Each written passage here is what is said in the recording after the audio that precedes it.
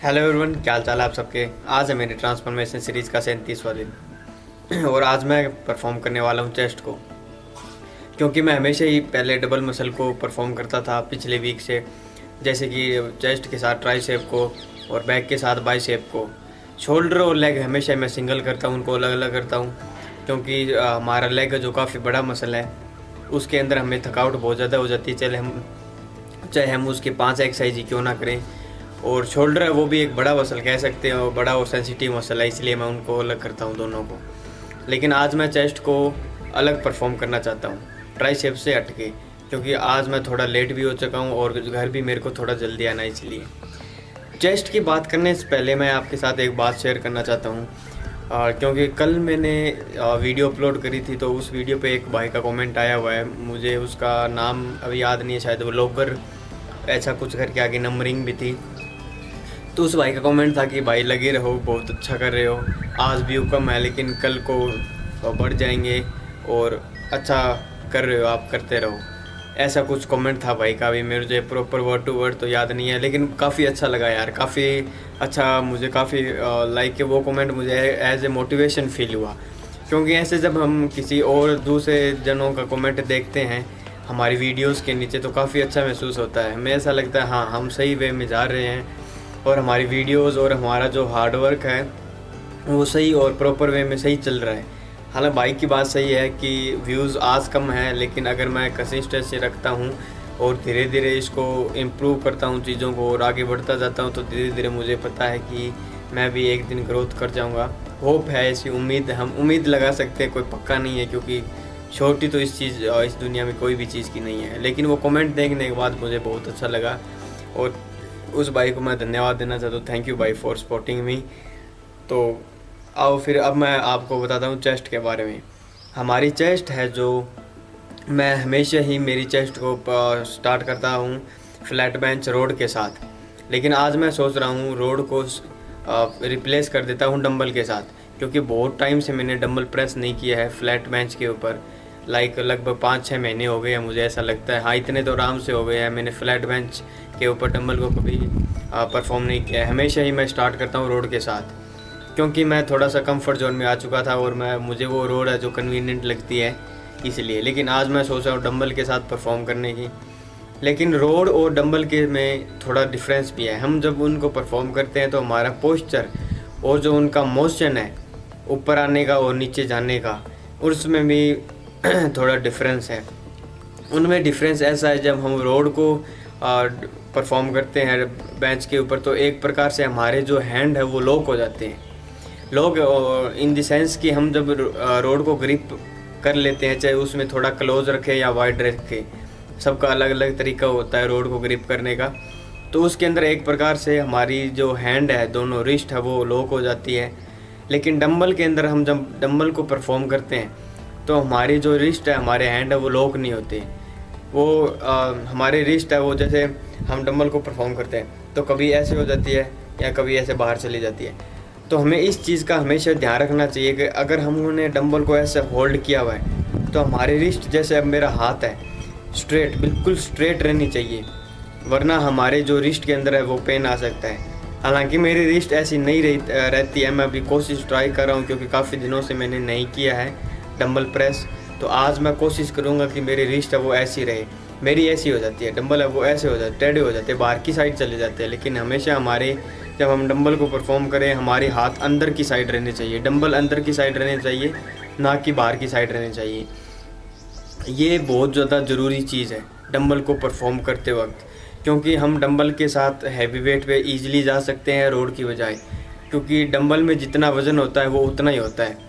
लेकिन रोड के अंदर हम खाली रोड को परफॉर्म करें तो कुछ जिम के अंदर खाली रोड में 20 किलो वज़न होता है, और उसके ऊपर से हम वेट और डालते हैं, 15 केजी की प्लेटें डालते हैं, 17.5 केजी डालते हैं या 20 केजी की प्लेटें डालते हैं। तो प्लेटों का वज़न प्लस रोड का वज़न 2 गुना वज़न हो जाता है। ठीक है, जैसे कि अगर हमने 15-15 की प्लेट डाली है 30 किलो की वो, और 20 किलो की रोड है तो 20 किलो वो, 30 प्लस 20 50 केजी वेट हो गया है वो। इसी वजह से हम रोड के ऊपर इतना ज़्यादा जल्दी हैवी वेट के ऊपर नहीं जा सकते। धीरे धीरे हमें स्ट्रेंथ को डेवलप करना पड़ता है, स्ट्रेंथ बनानी पड़ती है, पर प्रॉपर डाइट लेनी पड़ती है। लेकिन डंबल के अंदर हमने अगर 20 केजी का वेट उठाया तो 20 केजी है, वो ऐसा नहीं है कि वो 21 हो रहा है या 25 हो रहा है। थोड़ा एक बेनिफिट भी है डंबल के ऊपर, क्योंकि अगर हम डंबल पे हैवी वेट पे जाते हैं तो हमें थोड़ा मोटिवेशन भी आता है कि हमने आज हैवी वेट उठाया है। इसलिए कभी कभी हमें डंबल को भी परफॉर्म करना चाहिए रोड को छोड़ के। आज से मैं स्टार्ट करने जा रहा हूँ। मैं एक वीक में रोड को परफॉर्म करूँगा, दूसरे वीक में डंबल को परफॉर्म करूँगा चेस्ट के अंदर, चाहे वो इंक्लाइन हो, डिक्लाइन हो या फ्लैट बेंच हो। इन तीनों के ऊपर एक दिन रोड, एक दिन डंबल।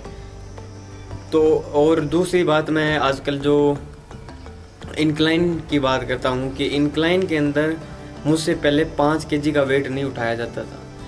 दूसरा सेट मेरा 5 केजी का हुआ करता था और पहला सेट हुआ करता था 2.5 केजी का, क्योंकि मुझे ऐसा लगता था कि तेरे अंदर स्ट्रेंथ नहीं है, तेरी अपर चेस्ट है वो बहुत कमज़ोर है, इसलिए तुझसे वेट नहीं उठ रहा। यहाँ तेरे डाइट के अंदर कमी है, यहाँ तेरे प्रोटीन इंटेक के अंदर कमी है। मुझे ऐसा डाउट रहता था। लेकिन आजकल क्या हो रहा है कि मैं पहला सेट मेरा 7.5 केजी से स्टार्ट हो रहा है और लास्ट हो रहा है 12.5 केजी के ऊपर एंड। तो मैंने कुछ चीज़ें नोटिस करी है कि मेरी जो उसको करने का जो तरीका था इंक्लाइन प्रेस को, वो गलत था। क्योंकि मैं उसको क्या करता था, मेरा बेंच था थोड़ा पीछे रखता था और जो मेरी रोड और मेरे हाथों के अंदर जो गैप था वो काफ़ी ज़्यादा रहता था, जो कभी नहीं होना चाहिए। गैप इन द सेंस कि अगर हम इंक्लाइन प्रेस कर रहे हैं तो हमारा जो रोड है, स्मिथ मशीन की रोड है, वो हमारे चेस्ट के ऊपर यहाँ आनी चाहिए, यहाँ पे। अगर वो यहाँ पे आ रही है तो वो प्रॉपर हमारे अपर चेस्ट को ही टारगेट करेगा। अगर यहाँ पे नहीं आ रही है, थोड़ा इधर आ रहा है, तो वो हमारे शोल्डर को टारगेट करने लग जाता है। ये मैंने फील किया है और नोटिस किया है, क्योंकि आजकल मैं वेट उसके अंदर इंक्रीज़ कर रहा हूँ और 10 केजी तक मैं जो दोनों सेट करता हूँ वो अपने दम पे करता हूँ, कोई सपोर्ट नहीं लेता। लेकिन 12.5 केजी के ऊपर मैं जाता हूँ तो उसमें 2-3 मैं अपने आप लगा लेता हूँ। उसके बाद में जो 2-3 के लिए मैं सपोर्ट लेता हूँ, वो भी बहुत हल्की। मेरे को जो भी सपोर्ट देता है मैं उसको बोल देता हूँ कि बहुत माइनर से नाखून जितनी सपोर्ट देनी है, मेरे को खुद को अपना जो जोर है वो लगाने देना है। कोई भी हो उसको मैं बहुत लाइटली सपोर्ट लेता हूँ। तो ये कुछ चीज़ें मैंने नोटिस करी है इंक्लाइन के अंदर। और आजकल मेरी अपर चेस्ट है वो थोड़ी ग्रो भी होने लग गई है पहले से, क्योंकि वो मेरे कुछ जो तरीका था करने का वो गलत था। तो अब उसके अंदर कुछ मैंने थोड़ा सुधार किया है और अब प्रॉपर तरीके से वो मेरा अपर चेस्ट के ऊपर ही आता है, शोल्डर पे नहीं आता। थोड़ा बहुत आ जाता है लेकिन पहले के मुकाबले बहुत कम आता है और पहले के मुकाबले अपर चेस्ट पे ज़्यादा आता है। तो ये बहुत अच्छी बात है मेरे लिए, एक ये प्लस पॉइंट है मेरे लिए, जो काफ़ी दिनों से मैं ढूंढ रहा था। आज मेरे को अभी कुछ टाइम में मेरे को मिलने लग गया है। तो होप है कि मैं ये जो मेरी टेक्निक है करने की, इसको मैं आगे बरकरार रखूँगा और कोई गलत करेगा तो उस भाई को भी मैं गाइड करूँगा कि ये तेरा तरीका गलत है, इसकी वजह से शोल्डर पे आता है और इसकी वजह से तेरे चेस्ट के ऊपर नहीं आता है। ये कुछ चीज़ें मैं नोटिस करने लग गया हूँ आजकल। ये बहुत ज़रूरी है। छोटी छोटी चीज़ें ही हमें हमेशा सिखाती है और छोटी छोटी चीज़ें ही जिम के अंदर, ख़ास तौर से जिम और एक्सरसाइज के अंदर अगर हम छोटी छोटी मिस्टेक्स कर रहे हैं तो वो हमारी टेक्निक को गलत कर रहा है। इसलिए हम कभी कभार हैवी वेट पे नहीं जा पाते हैं। और इवन नॉट हैवी वेट, अगर हमारी पुशअप करने की टेक्निक गलत है तो भी हम पुशअप 10 या 12 से ज़्यादा नहीं कर सकते। उसके अंदर भी हमें सुधार लाना पड़ेगा। सारा मेन खेल ही फॉर्म और टेक्निक का है। अगर वो सही है तो हम हैवी वेट पे भी जा सकते हैं और अगर हम 10 पुशअप्स लगा रहे हैं तो कल को अगर टेक्निक सही करने के बाद हम 15 पे जा सकते हैं या 20 पे भी जा सकते हैं। तो इन कुछ चीज़ों पे हर एक किसी को वर्क करना चाहिए। अगर खुद को नॉलेज नहीं है, यूट्यूब पे बहुत सारी वीडियोज़ है, देख सकते हैं, जो प्रॉपर टेक्निक्स, प्रॉपर फॉर्म्स हमें बताते हैं, सिखाते हैं। मैं भी बहुत बार देखता हूँ, इसमें कोई गलत नहीं है कि हम उनकी वीडियोस देख रहे हैं तो हमें ऐसा लो फील हो रहा है कि मैं वो क्या मुझे बताएगा, मैं तो इतने टाइम से जिम जा रहा हूँ। ऐसा कुछ नहीं है, हमें हमेशा सीखते रहना चाहिए। ये वो चीज़ें बहुत ज़्यादा ज़रूरी है। तो यही कुछ बातें थी जो मैं आपके साथ शेयर करना चाहता था। तो इसी के साथ आओ बातें करते हैं ख़त्म और जिम की तरफ चलते हैं चेस्ट को ट्रेन करने के लिए।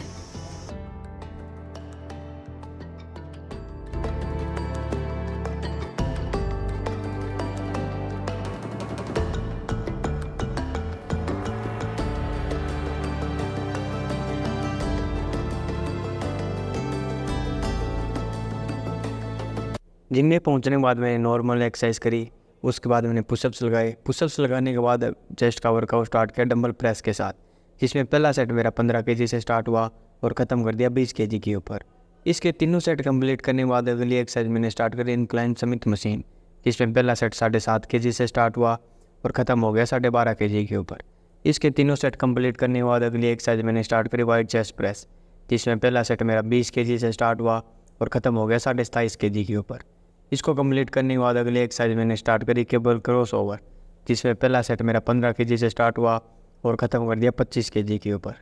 इसको कंप्लीट करने के बाद चेस्ट की लास्ट एक्सरसाइज मैंने स्टार्ट करी पेक्टोरल फ्लाई, जिसमें पहला सेट मेरा 35 kg से स्टार्ट हुआ और ख़त्म कर दिया 45 kg के ऊपर। इसी के साथ चेस्ट का वर्कआउट हो गया ख़त्म। फिर लास्ट में पोजिंग करी और चेस्ट को फ्लेक्स किया। इसके साथ सारा वर्कआउट और दिन हो गया ख़त्म। मिलते हैं अगले दिन।